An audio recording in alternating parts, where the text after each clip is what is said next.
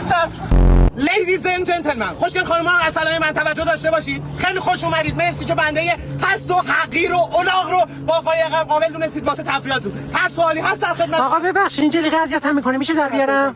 خیر شما نه ولی شما اوکی. شما در بیار اصلا بپر تو من خودم نجاتتون میدم. داداش خود گاز بده دیگه، پول دادیم و بس 500,000 تومان پول دادی 18 نفر نشستید. گازم می‌خواید. تایم تو تمومه. داداش ببخشید داداش. یه زرزر نمی‌کنی. داداش تایم تمومه بودی میرم. بابا چی تمومه گفتی یه رو بگو. داداش یه رو به شما تایم که سوال پرسیدی نه به سال چنده شروع. بابا این چه دیگه؟ اونجا زنون FBI خانوما چیزی چه نیاز نداری؟ آقا مهدی ببخشید الان میایم بیرون چرا؟ تایم شما هنوز یه رو به تو شروع نشد. کلا 245 دقیقه سوابه. استفاده کنید. یه دور بزن من برم پاسیل بخرم. داشتی مخلصا. الکی داری می‌کنی اونجا. داداش هیچ چی قایق اجاره کردن داریم آفتاب می‌گیریم که اینجا مکان نیست. بالا گفتم اینو ببر. داداش دارم چیز کن، من اینجا داره بعد اوکی می‌کنم. راحت باشید. منم میرم حالا لب سایل بر وسیله برات می‌گیرم میرم. عشق منی.